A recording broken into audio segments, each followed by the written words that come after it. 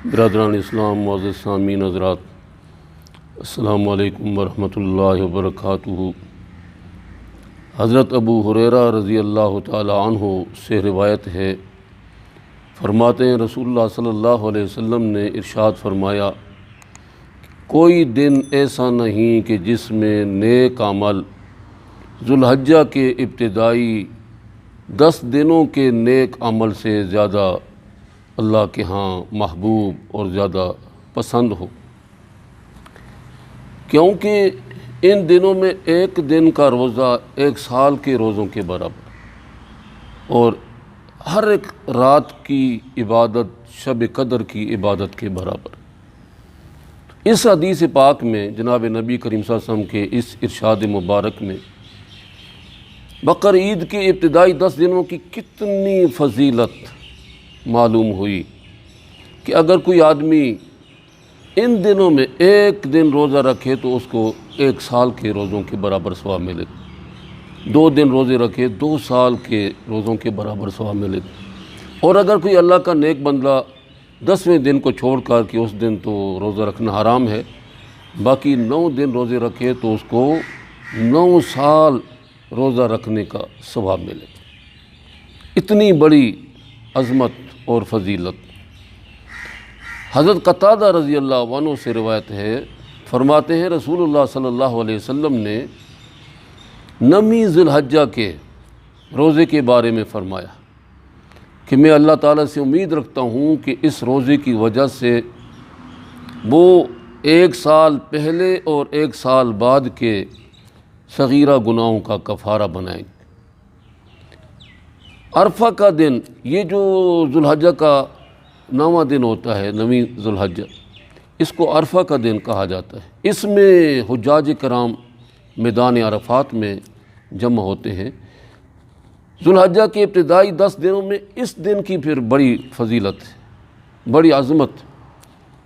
اس دن میں یہ جو روزہ ہے 9ویں ذوالحجہ کا روزہ، اس کی وجہ سے اللہ تبارک و تعالی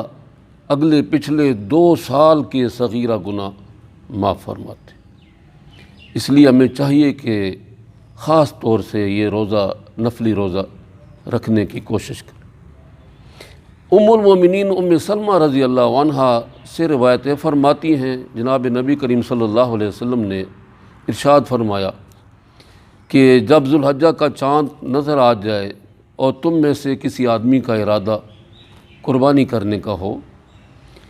تو وہ اس کو چاہیے کہ اپنے ناخن اور اپنے بال نہ کاٹے۔ اس حدیث پاک سے کی وجہ سے اور اس جیسی اور احادیث کی وجہ سے